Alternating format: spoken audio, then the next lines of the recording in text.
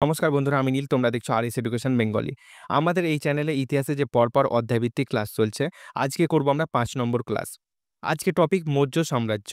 মৌর্য সাম্রাজ্য থেকে যেসব ইম্পর্টেন্ট কোশ্চেন প্রিভিয়াস ইয়ারে বিভিন্ন এক্সামে এসেছে, সেই সব কোশ্চেনগুলোই আজকে প্র্যাকটিস সেটের মধ্যে রেখেছি।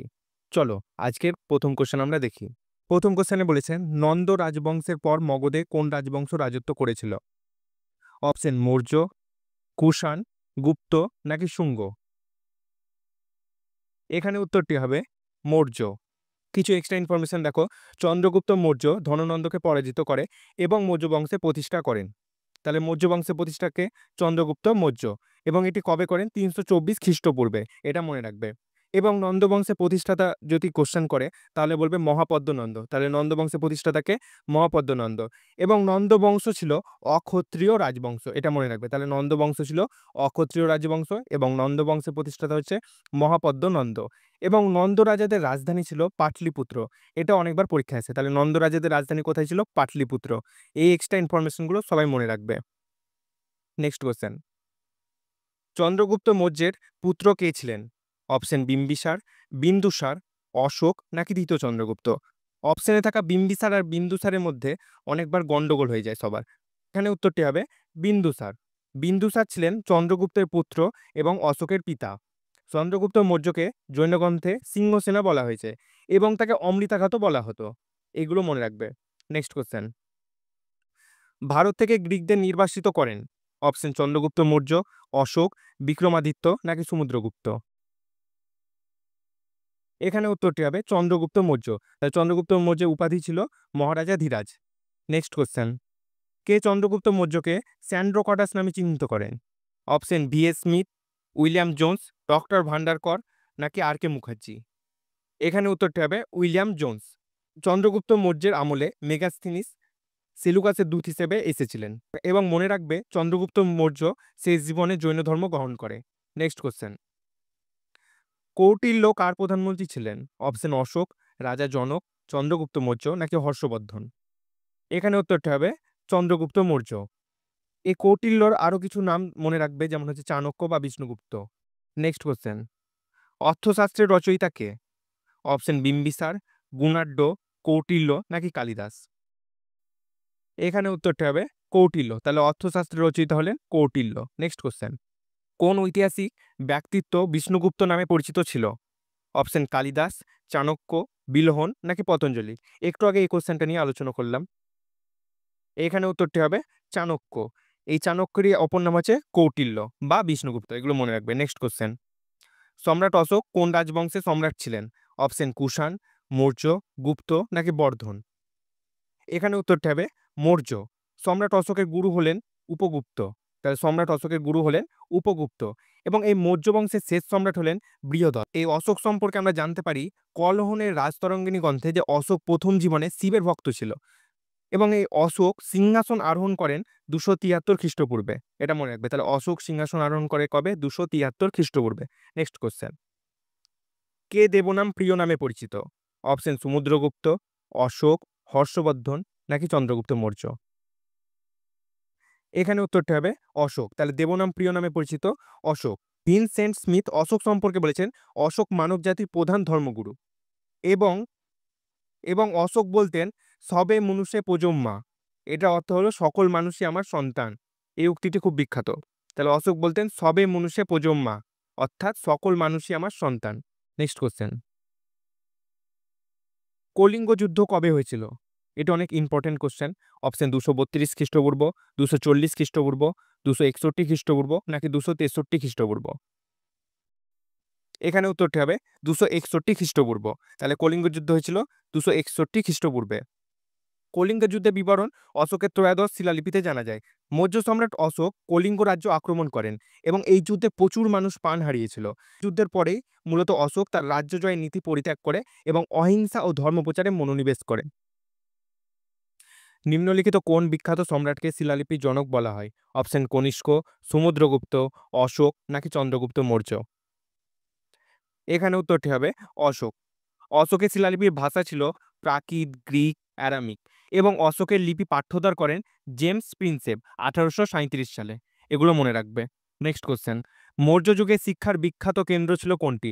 অপশন তক্ষশিলা, নালন্দা, বলভি নাকি উজ্জয়িনী। এখানে উত্তরটি হবে তক্ষশিলা। তাহলে মৌর্য যুগের শিক্ষার বিখ্যাত কেন্দ্র ছিল তক্ষশিলা।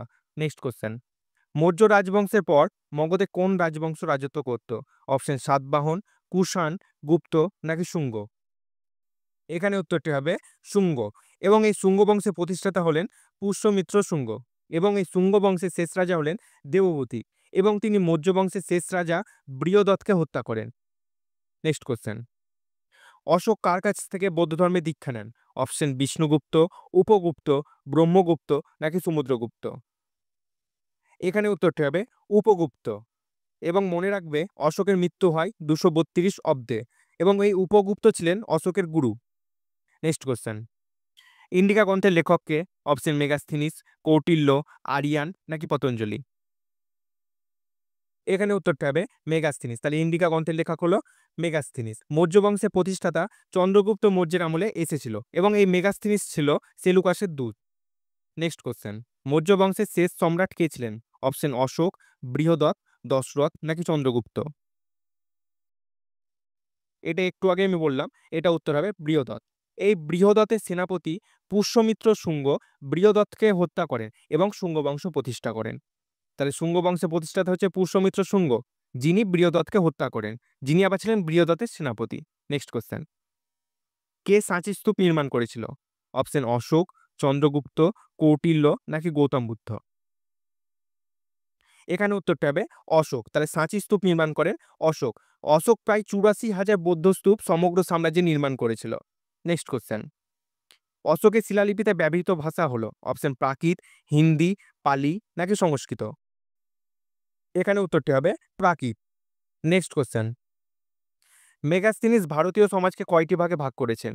অপশন 4টি, 5টি, 6টি নাকি 7টি।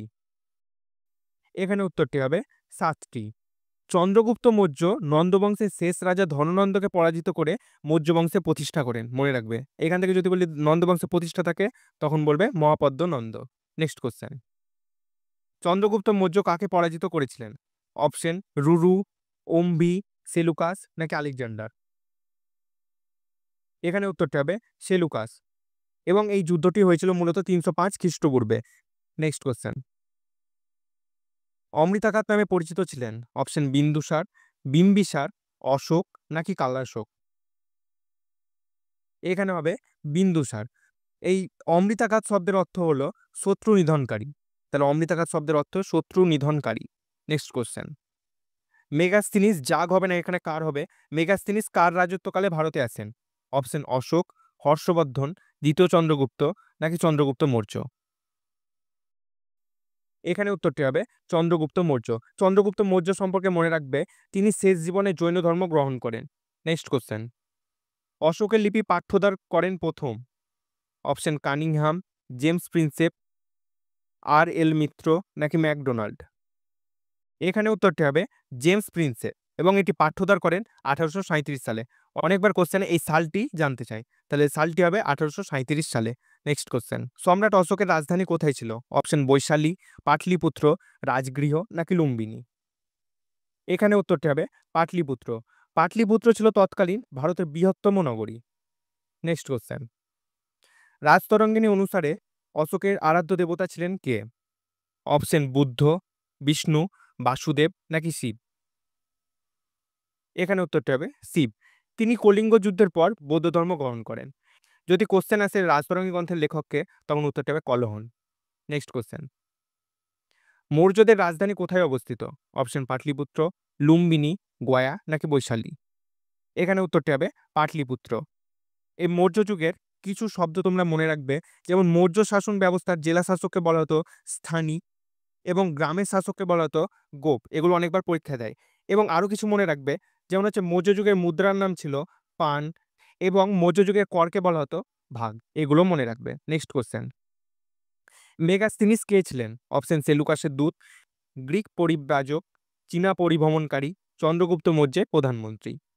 এখানে উত্তরটি হবে সেলুকাসের দূত, যিনি চন্দ্রগুপ্ত মৌর্যের সময় এসেছিলেন। নেক্সট কোশ্চেন, অর্থাৎ আজকের শেষ প্রশ্ন, অশোকের প্রধানমন্ত্রী কে ছিলেন? অপশন কৌটিল্য, বাসসাকার, বিষ্ণুগুপ্ত নাকি রাধাগুপ্ত? এখানে উত্তরটি হবে রাধাগুপ্ত। এবং মনে রাখবে এই অশোক তার পুত্র মহেন্দ্র এবং কন্যা সঙ্ঘমিত্রাকে ধর্মপ্রচারের উদ্দেশ্যে সিংহলে পাঠিয়েছিলেন এবং তার আরেকটি পুত্রকে অর্থাৎ কুণালকে মধ্য এশিয়ায় পাঠিয়েছিলেন। এগুলো মনে রাখবে। আজকে আমরা মৌর্য সাম্রাজ্য থেকে ৩০টি কোশ্চেন নিয়ে আলোচনা করলাম। আশা করি এই ভিডিওটির দ্বারা তোমরা উপকৃত হবে। সবাই সুস্থ থেকো, ভালো থেকো। ধন্যবাদ।